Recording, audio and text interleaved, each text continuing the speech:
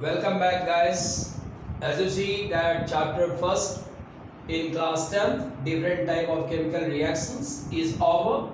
Now we will see some of the technical questions which are asked in examination, board examination as well as in competitive exams. So see question number first here. A compound X is used for drinking has pH 7. यहाँ हम लोग qualification लिखते हैं ए का pH value इसकी है 7 और purpose क्या है, ड्रिंकिंग पर्पस है। इसके डेटा को हम लोग बोर्ड पे उठाते हैं।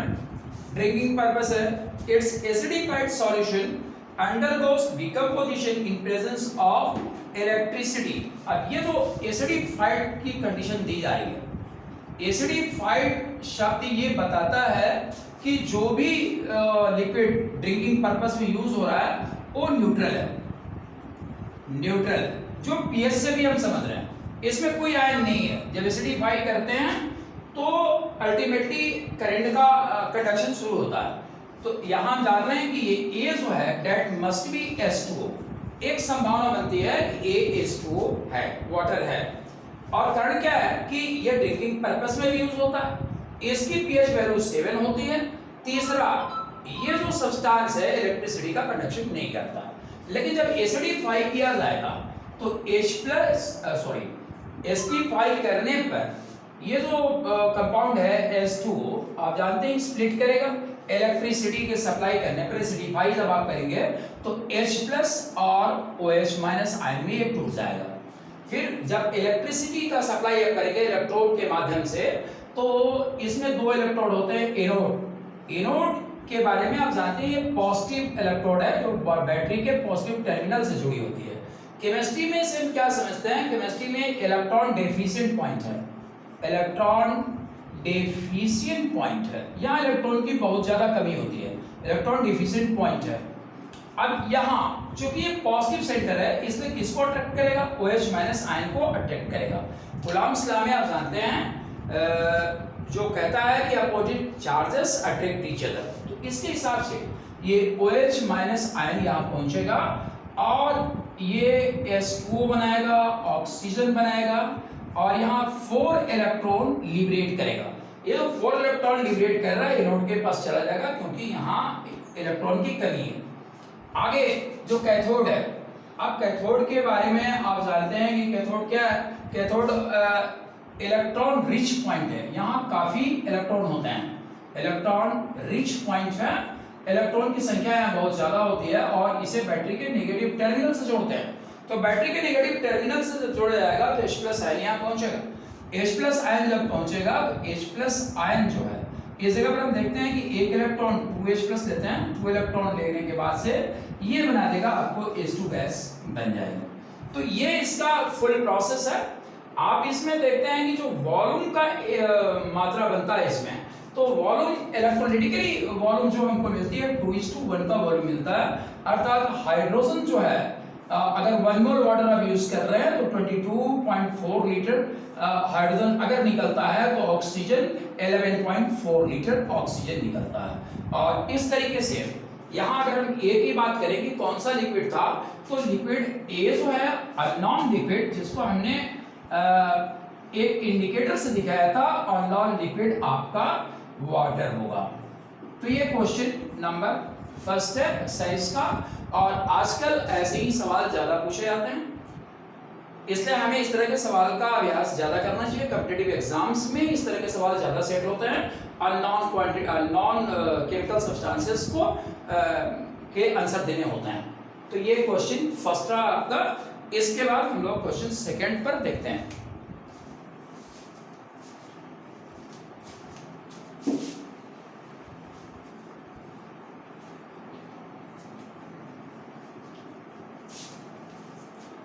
आप क्वेश्चन सेकंड देखें, एप्लीकेशन से जुड़ा हुआ सवाल है। अनेको solution of metal nitrate P reacts with NaBr। अब यहाँ देखिए P क्या है, क्वेश्चन सेकंड में हम लोग थोड़ा सा इसके बारे में लिख लेते हैं। गिवन दैट के अंदर में, गिवन दैट इसमें P क्या है, मेटल नाइट्रेट, इसको ध्यान में रखना है। ये मेटल नाइट्रेट है, मेटल नाइट्रेट लिया गया। तो an aqueous solution of metal nitrate P reacts with NaBr to form yellow PPT which is used in photography Q. When exposed to sunlight undergoes photic decomposition reaction. तो यहाँ देखिए जब ये reaction कराया जाता है P reacts with NaBr, ये compound आपको दिया गया है NaBr, तो एक्वस सॉल्यूशन ये भी है और एक्वस सॉल्यूशन इस जगह पर इसका भी लिया गया है। तो आप जानते हैं कि जो फोटिक डिकम्पोजिशन में पदार्थ जाता है जिसके बारे में आपने लिखा भी है, तो फोटिक डिकम्पोजिशन में एक पदार्थ जाता है silver bromide. Silver bromide photic decomposition में जाता है और इसी कंपाउंड का प्रयोग हम लोग कहाँ करते हैं, इसका हम लोग फोटोग्राफिक प्लेट में प्रयोग करते हैं। फोटोग्राफिक प्लेट में इसका प्रयोग होता है। तो यहां से हमने देखा क्या कि ये सिल्वर ब्रोमाइड ही हो सकता है। तो ऐसे कंडीशन में मेटल नाइट्रेट आपका क्या होगा, मेटल नाइट्रेट AgNO3 होगा और प्लस ये इक्वेशन आपको मिल रहा है NaBr, ये मिल रहा है। जब रिएक्शन ये जो कराया जाएगा, आप जान रहे हैं कि दोनों एक्वस सॉल्यूशन हैं, तो एक्वस सॉल्यूशन में जब रिएक्शन होता है तो पीपीटी जब बनता है तो रिएक्शन क्या कहलाता है, डबल डिस्प्लेसमेंट कहलाता है। तो ये डबल डिस्प्लेसमेंट रिएक्शन है जिसके अंतर्गत रिएक्शन चलेगा और बन जाएगा AgBr, ये पीपीटी के रूप में बनता है और यहाँ NaNO3 जो है ये सॉल्यूशन में रह जाता है और ये आपका पीपीटी है। ये पीपीटी जो है आपका येलो पीपीटी है। तो इस प्रकार से हमने देखा कि मेटल नाइट्रेट P क्या है, P आपका AgNO3 था और Q क्या था, तो Q के बारे में आप जान रहे हैं AgBr था। इस प्रकार से हमने कंपाउंड की तलाश की है। तो कंपाउंड को तलाश करने के लिए सबसे पहले हम लोग उसकी प्रॉपर्टी को गिवन डेट में लिखते हैं और उस पर अपना केमिकल जानकारी को लगाते हैं। केमिकल जानकारी लगाने के बाद से जो कुछ भी सामने आता है उसको उसके माध्यम से आंसर तक पहुंचने की कोशिश करते हैं।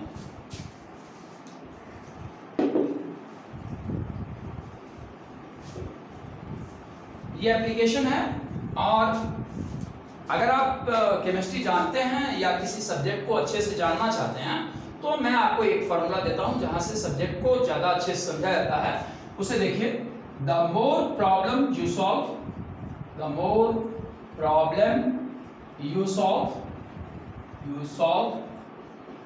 The more concept you know, the more concept you know, तो किसी विषय को केवल पढ़ लेने मात्र से जानकारी नहीं होती। जितना ज्यादा समस्या आप उसके सॉल्व करेंगे, जितना ज्यादा सवाल आप सॉल्व करेंगे, उतना ही ज्यादा उस विषय को आप जानने में कामयाब होंगे। इसलिए आपसे मेरी ये गुजारिश है, ये हम्बल रिक्वेस्ट है आपसे कि आप पढ़ने के बाद ज्यादा से ज्यादा सवाल सॉल्व करें, क्योंकि जितना ज्यादा आप सवाल सॉल्व करेंगे उतना ही ज्यादा सब्जेक्ट के बारे में आपकी जानकारी होगी। अब क्वेश्चन नंबर हम लोग थर्ड पर आते हैं। Student took 2.3 grams of a substance in a beaker and poured some water into it. Bubbles along with hissing sound comes out. अब देखिए क्वेश्चन नंबर 3 में जो गिवन डेट है उसके रास्ते ही हम लोग इसको पकड़ते हैं। तो गिवन डेट में ये दिया है कि किसी पदार्थ का 2.3 ग्राम्स को हमने टेस्ट ट्यूब में लिया, मान लीजिए यहाँ बीकर की बात की गई है, तो 2.3 ग्राम्स को हमने इसमें डाला। इसके डालने के बाद हम इसमें पानी डालते हैं, तो पानी डालने के बाद क्या होता है कि बबल्स निकलते हैं। तो बबल्स निकलने के कंडीशन में अब ये समझना है। और दूसरी जानकारी जो आगे आपको दी गई है कि test tube becomes hot, test tube becomes hot, test tube becomes hot. अब टेस्ट ट्यूब जो है हॉट हो जाता है। तो आपने चूने को देखा होगा, चूना पत्थर जो बाजार में मिलता है जिसका प्रयोग लोग व्हाइट वॉशिंग में कहते हैं, अगर उसमें पानी डाला जाता है तो क्या होता है, उसमें गर्मी काफी पैदा होती है। तो यहाँ अगर हम लोग इस रिएक्शन को लेते हैं CaO + H2O, तो यहाँ जो प्रोडक्ट बनता है CaOH O2 बनता है। यहाँ CaO जो है ये क्विक लाइन कहलाता है और इस जगह पर CaOH O2 इसे हम लोग कहते हैं स्लेट लाइन, स्लेट लाइन। अगर इस रिएक्शन को हम उठाते हैं तो ये रिएक्शन गलत होगा। इसलिए गलत होगा कि इसमें गैस निकलती है और इस रिएक्शन से कोई गैस बाहर नहीं हो रही है। इसका मतलब कि ये रिएक्शन हमारा आंसर नहीं बन सकता है। तो अब रिएक्शन क्या हो, हम लोग सिंपली कैल्शियम लेते हैं और H2 डालते हैं, तो यहाँ कैल्शियम ऑक्साइड हाइड्रोक्साइड बनेगा और प्लस H2 गैस निकलेगी। अब हमारे पैरामीटर पर जो भी इंफॉर्मेशन दिए गए हैं उसके आधार पर हम क्या कहेंगे, कौन सा कंपाउंड था, तो अननोन कंपाउंड कैल्शियम था, और प्रोडक्ट क्या था, प्रोडक्ट आपका कैल्शियम हाइड्रोक्साइड था। अब रहा बात की किस तरह का रिएक्शन है, तो किस तरह का रिएक्शन, ये डिस्प्लेसमेंट रिएक्शन है, इसे हम लोग डिस्प्लेसमेंट रिएक्शन कहते हैं। डिस्प्लेसमेंट रिएक्शन इसलिए कहते हैं कि H2O से हाइड्रोजन गैस जो है बाहर निकल रही है, इसलिए ये डिस्प्लेसमेंट रिएक्शन है। इसके बाद अब एक सवाल और देखते हैं, और सॉल्व करने के तरीके को जरा ध्यान में रखिएगा, कैसे सॉल्व किया जाता है इस तरह के प्रश्नों को, उस पर थोड़ा ध्यान आप अपना बनाए रखें। अगला क्वेश्चन दिया है, X used for coating iron articles added to a blue solution। अब यहां देखिए कह रहा है कि X एक ऐसा कंपाउंड है जिसका हम लोग क्या करते हैं, कोटिंग में यूज करते हैं। किस आर्टिकल की कोटिंग में यूज करते हैं, तो X is used in coating of iron article, ये आयरन आर्टिकल की कोटिंग में यूज होता है। तो आपको मैंने पीछे बताया था कि गैल्वेनाइजेशन कौन सा प्रोसेस है, गैल्वेनाइजेशन जो है, गैल्वेनाइजेशन एक ऐसा प्रोसेस है जिसमें जिंक की कोट को आयरन आर्टिकल के ऊपर में रखा जाता है। तो जाहिरन X क्या हो सकता है, प्रोबेबिलिटी क्या है इसके होने की, तो हम प्रोबेबिलिटी की बात करते हैं। प्रोबेबिलिटी ये है कि X जिंक होगा, X जिंक हो सकता है। आगे बढ़ते हैं सवाल पर, यहाँ देखता है लिखा हुआ है कि added to the blue solution of reddish brown metal. अब रेडिश ब्राउन मेटल कौन सा है, तो सभी मेटल के कलर कुछ कुछ हमें याद होने चाहिए। तो रेडिश ब्राउन मेटल जो है वह कॉपर होता है, और कॉपर का ब्लू सॉल्यूशन आप जानते हैं ये बड़ा सिंपल सॉल्ट है, कॉपर सल्फेट 5S2, इसका नाम जो है ब्लू विट्रियोल है, ब्लू विट्रियोल है, ये कॉपर का एक सॉल्ट है। तो इस तरीके से पता चलता है कि जो दूसरा कंपाउंड है जिसके साथ बात की जा रही है वाई, ये वाई क्या है, कॉपर है, और कंपाउंड कौन है, कॉपर सल्फेट है। अब क्या करते हैं कि कॉपर सल्फेट यहाँ एक बार सॉल्यूशन देते हैं और जिंक इसमें यूज करते हैं। जिंक जब यूज करेंगे तो जिंक सल्फेट बनेगा और कॉपर बाहर की ओर निकल जाएगा, जो रिएक्शन दिखता है। यहाँ ये रिएक्शन क्यों हो रहा है, तो आपको मालूम है कि डिस्प्लेसमेंट रिएक्शन के लिए मेटल का क्या होना चाहिए, मेटल ज्यादा रिएक्टिव होगा उस मेटल से जिसका सॉल्ट सॉल्यूशन लिया गया है, तभी डिस्प्लेसमेंट होगा। तो इसका मतलब कि जिंक क्या है, zinc is more reactive than copper. और इस तरीके से हमने पता लगाया कि X क्या था, X जिंक था, और जो सॉल्यूशन लिया गया था Y वो क्या था सॉल्यूशन, और सॉल्यूशन अल्टीमेटली आपको कॉपर सल्फेट का सॉल्यूशन था। ठीक है, थैंक यू।